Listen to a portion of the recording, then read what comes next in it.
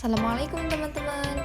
Perkenalkan, namaku Karina, mahasiswa Pendidikan Kimia FKIP UNS tahun angkatan 2020. Di video kali ini, aku mau ngajak teman-teman buat belajar kimia nih pada materi sifat periodik unsur.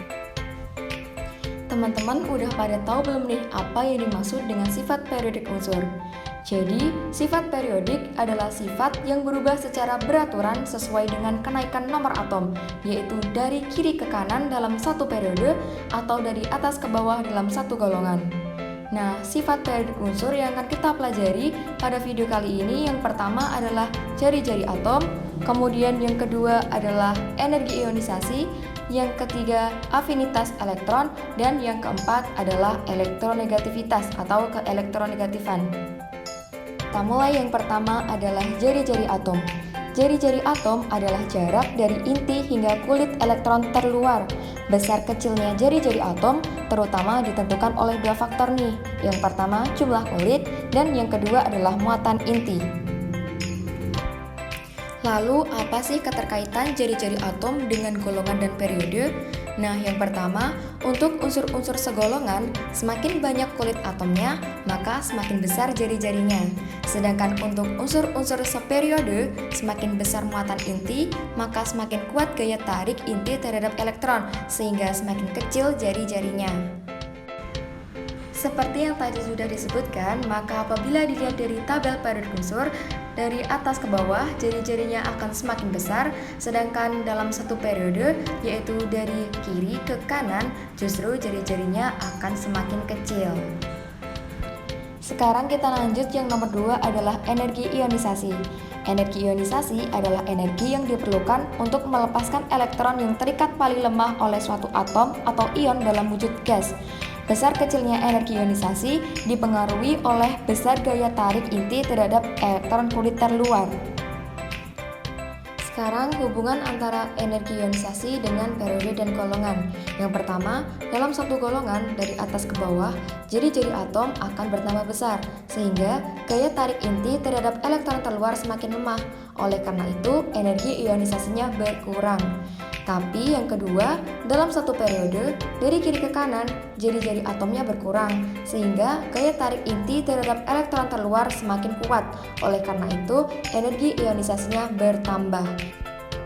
Untuk lebih mudah dipahami, bisa kita lihat pada tabel periodik, yaitu dalam satu golongan dari atas ke bawah, energi ionisasi akan semakin kecil.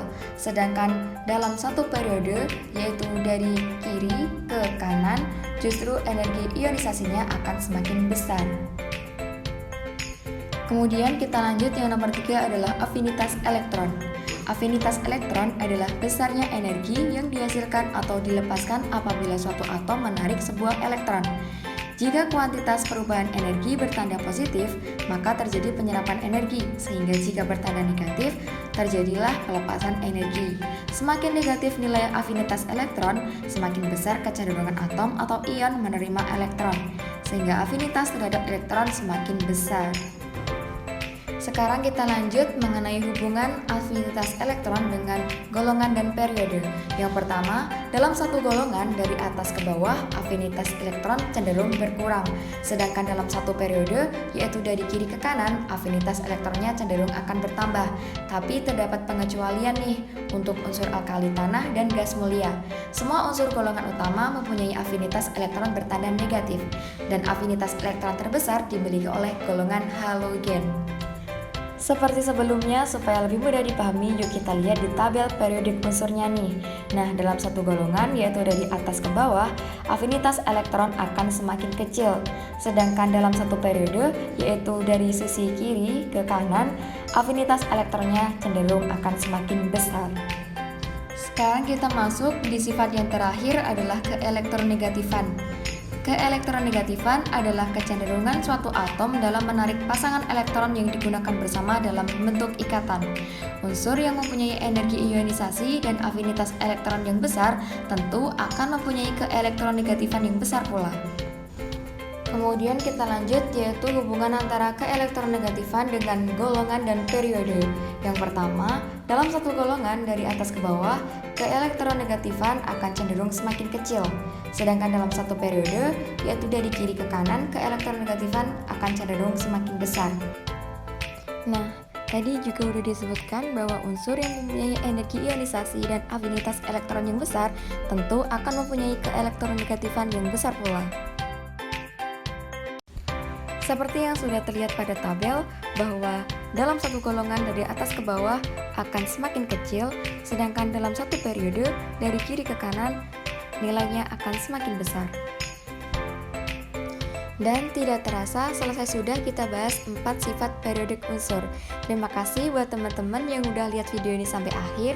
Jangan lupa buat like, boleh banget komen, apalagi di subscribe. Semoga bermanfaat. Wassalamualaikum warahmatullahi wabarakatuh.